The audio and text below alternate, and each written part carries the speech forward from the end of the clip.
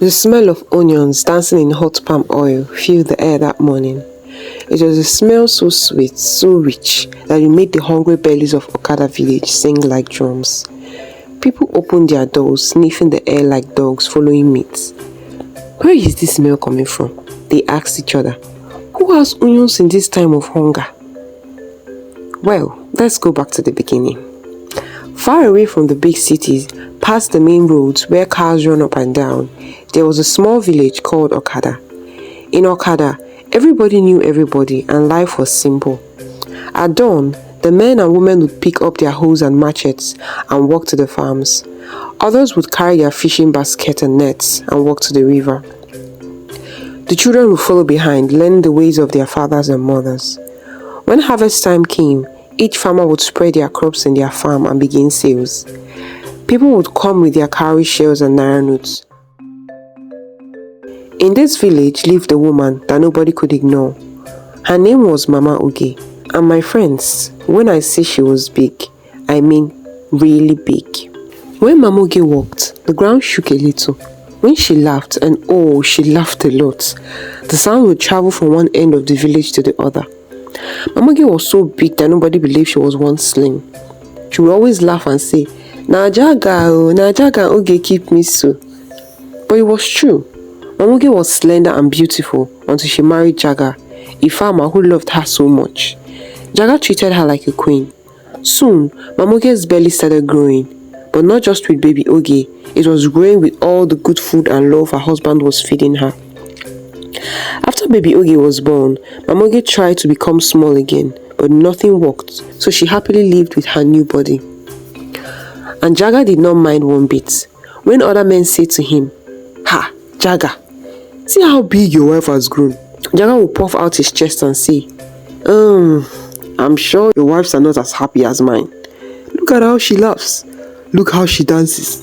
Oh, my wife makes me the happiest man in Okada." And it was true. 10-year-old Oge would skip around the compound singing songs and playing with the chickens.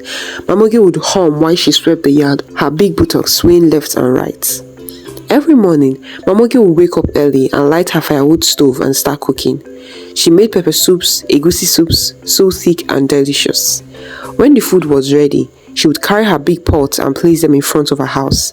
She would sit on her low wooden stool, fanning the flies away with a palm leaf, while calling out to the people, "Come and buy hot pepper soup, sweet egusi." But the people of Okada village were cruel to Mama Oge. Some would walk past quickly, holding their noses like Mama Oge smelled bad. Others would point and laugh behind her back. Only a few kind people would stop and buy her food. At the end of each day, Mama Oge would pack up her unsold food. But did she cry? No. She rather laughed and sang happily with her family. She would share the leftover food with Jaga and little Oge, and they would eat together, talking and laughing late into the night. The next morning, she would wake up and cook again. "Mama Oge," her friend Uju said to her one afternoon. Uju was one of the few people who was kind to her. "What about you cook something else? Maybe rice or beans? Maybe you can get more people to buy from you." Mama Oge wiped the sweat from her forehead and smiled. "No be so, Uju, no be so. They no like me. Not my food. But I go do wetin you talk. Maybe change go dey." She laughed. The next morning, Mama Oge brought out the biggest pot in her house. She had inherited it from her grandmother. She lit a fire that was bigger than usual and started cooking jollof rice. The smell that came from that pot, oh, it was like heaven had opened this kitchen.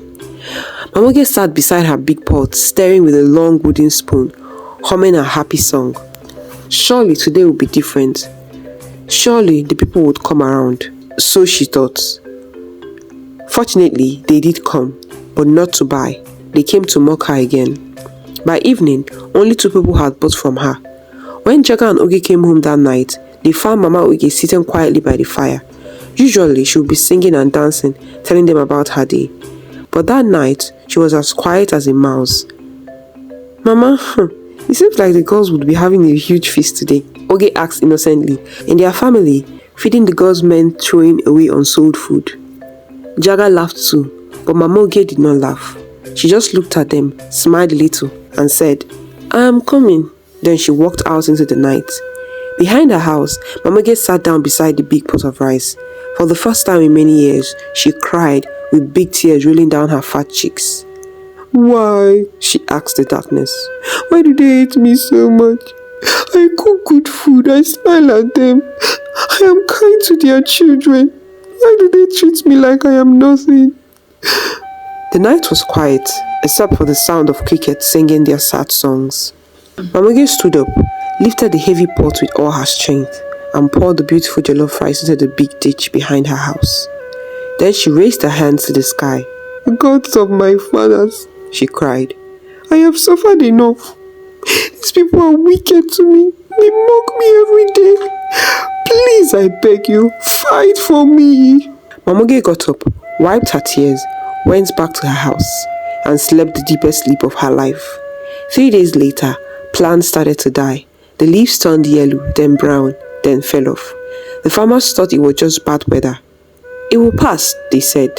But within 2 weeks, there was no food anywhere in Okada village. But in Mamoge's house, something strange was happening. Her bag of rice, the one she used to cook with, never got empty. At first, she was happy. Her family was not hungry. But as the days passed and she saw her neighbors getting thinner and sadder, she started feeling bad. Yes, I wanted the gods to teach them a lesson, but not this way, she thought to herself.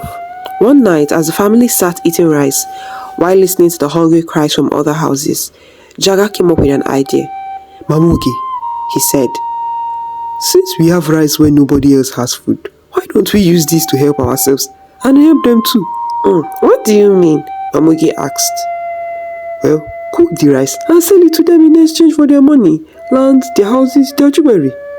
They are so hungry now that they will give you anything for food." Mamoge thought about it. Those same people who mocked her, who called her names, who refused to buy her food, now they will have to beg her for food. It seemed fair. The next morning, Mamoge woke up very early. She brought out her biggest pot again. She lit the fire and started cooking and singing happily as usual. Soon, the smell began to travel. The smell of onions and hot oil reached every corner of Okada village. It crawled into every house, every room, every hungry belly. People opened their doors and windows, sniffing the air like they were going crazy. What is that smell? Where is it coming from? Isn't that rice cooking? One by one, they came out of their houses. They followed the smell like it was calling their names. And there, in front of her small mud house, sat Mamoge. She was stirring her big pot of jollof rice, humming her happy song like she did not see them. The same people who had mocked her, who had called her fat and dirty, were now on their knees before her.